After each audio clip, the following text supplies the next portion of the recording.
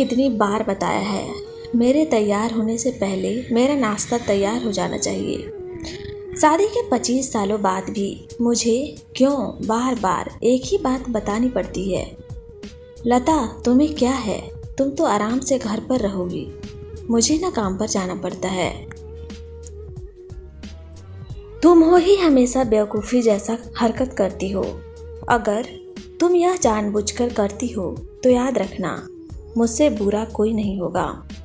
आज भी प्रशांत का पारा चढ़ा हुआ था। उन कटु शब्दों में अपना गुस्सा उतारते हुए, गीला तौलिया कुर्सी पर फेंकते हुए प्रशांत गुस्से से लता की तरफ देखने लगा। लता के लिए प्रशांत का यह बेवजह का गुस्सा कोई नहीं बात पड़ती थी। वह महीने में 3-4 बार ऐसे ही लता पर बरस पड़ता था। पहले पहले लता उसका विरोध किया करती थी, लेकिन जब कई सालों तक प्रशांत में कोई बदलाव नहीं दिखा तो लता ने खुद को ही बदल दिया। अब प्रशांत के कुछ ही कहने से लता को कोई फर्क नहीं पड़ता था। प्रशांत की हर बात वह चुपचाप सिर नीचे झुकाए। शादी के पहले 5 साल तक लता ने पूरी कोशिश की कि प्रशांत को बदला जाए। लता को कोई फर्क नहीं पड़ता था। प्रशांत की हर बात वह चुपचाप सिर नीचे झुकाए सुन लेती थी। शादी के पहले 5 साल तक लता ने पूरी कोशिश की कि प्रशांत को बदला जाए, लेकिन फालतू का गुस्सा करना और बाद में लता को भला बुरा कहना, यह मानो कोई भी वाद विवाद होता तो प्रशांत सीधा लता को बोल देता, अगर मैं तुम्हें अच्छा नहीं लगता तो क्यों नहीं चली जाती अपने मायके, क्यों रहती हो मेरे साथ? इतना सब कुछ होने के बावजूद लता प्रशांत के साथ रहती थी, क्योंकि उसे अपनी बेटी की फिक्र थी। और वह जाती भी तो कहाँ, माँ पापा भी बूढ़े हो चुके थे। माँ बाप को इस उम्र में परेशान करना वह नहीं चाहती थी। समाज और लोग क्या कहेंगे, यह भी तो उसे देखना था। वह इतनी पढ़ी लिखी भी तो नहीं थी कि खुद जाकर कोई नौकरी कर सके और अपना और अपनी बेटी का पालन पोषण कर सके। लता को अब अपनी फिक्र नहीं थी। उसको फिक्र थी तो बस अपनी शादी लायक हो चुकी बेटी की। लता नहीं चाहती थी। लता को अब अपनी फिक्र नहीं थी।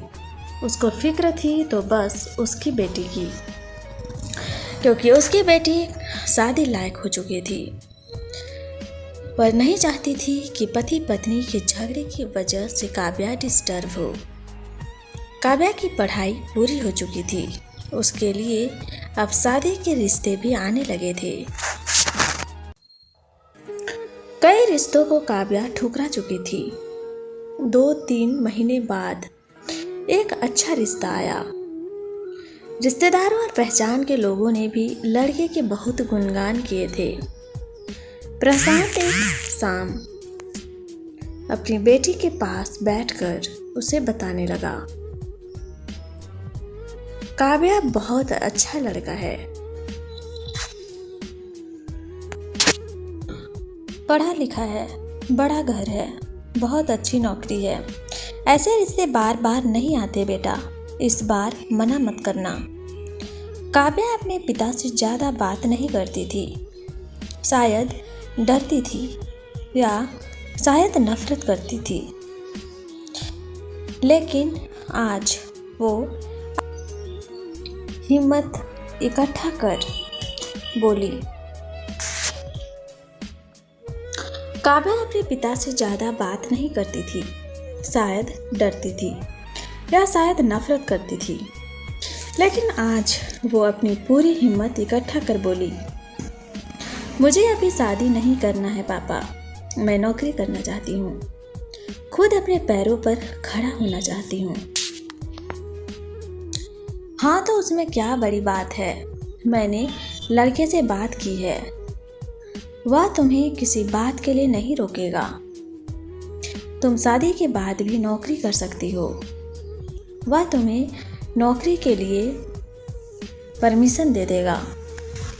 प्रशांत बोला,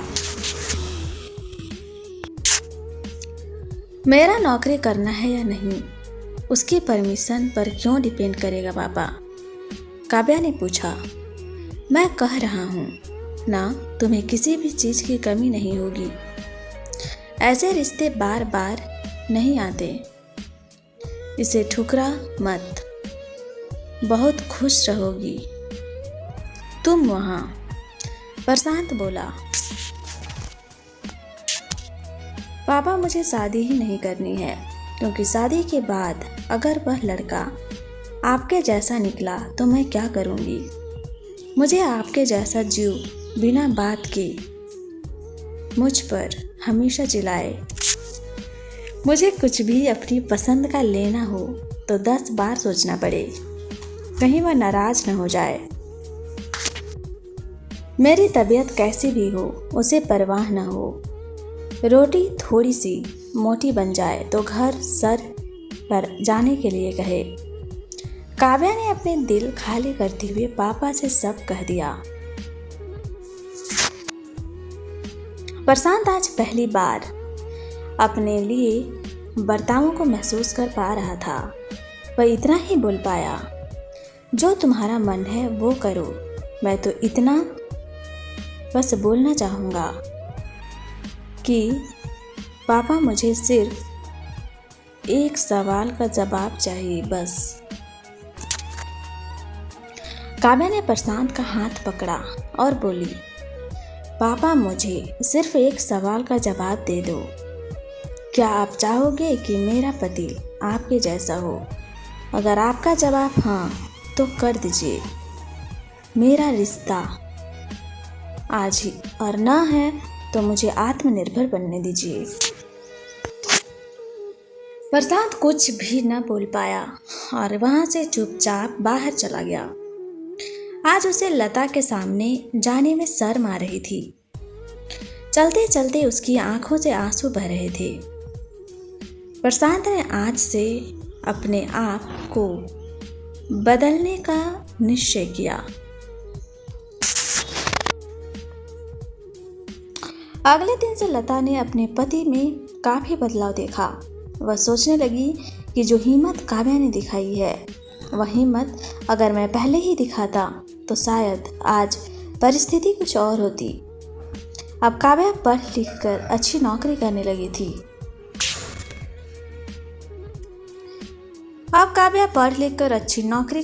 थी।